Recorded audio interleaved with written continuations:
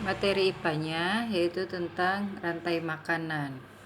Rantai makanan ada beberapa ekosistem ya. Kalau jika ekosistemnya sawah, maka rantai makanan yang bisa terbentuk yaitu padi, padi dimakan tikus, tikus dimakan ular, ular dimakan burung elang diuraikan oleh jamur.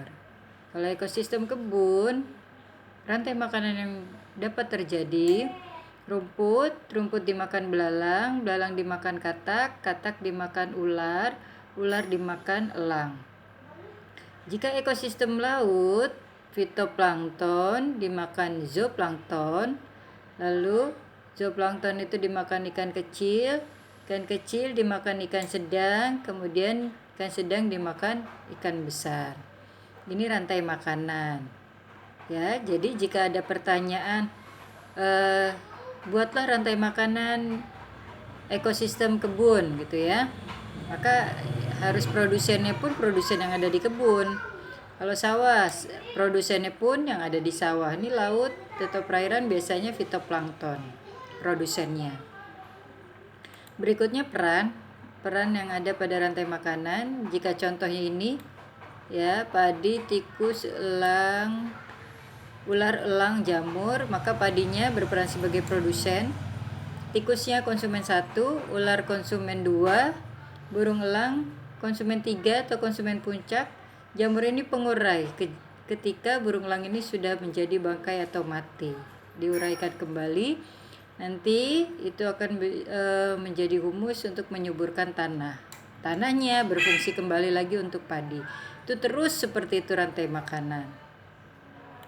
Sekarang adalah prediksi yang akan terjadi jika salah satu komponennya menurun atau meningkat. Ini contoh di sini rantai makanannya ya. Jika ular meningkat, jika ularnya ini meningkat itu artinya tambah banyak, merajalela ya.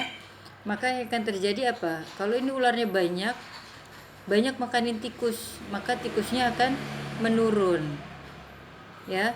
Terus kalau ularnya banyak, ini ular kan makanan elang ya, elangnya jadi seneng karena ularnya banyak, elangnya pun akan banyak, ini akan meningkat ya. Jadi prediksi itu biasanya 2 yang diminta kalau di soal ya, satu ke depan, yang satu ke belakang. Prediksinya ke depan dengan ke belakang.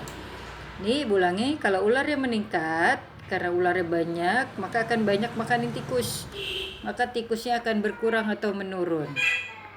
Lalu burung elangnya ya, karena ini makanan burung elang, makanannya banyak, burung elangnya pun akan semakin banyak. Lalu contoh lain, jika ularnya menurun bagaimana? Kalau ularnya sedikit, maka yang makanin tikus gak ada, tikusnya akan meningkat atau semakin banyak, merajalela ya. Lalu burung elangnya bagaimana? Burung elangnya menurun karena gak ada makanannya, akan semakin menurun juga, berkurang ya. Ini adalah prediksi yang bisa terjadi. Jadi ada 2 kemungkinan biasanya, ke depan atau ke belakang gitu ya. Ini materinya nanti kita latihan.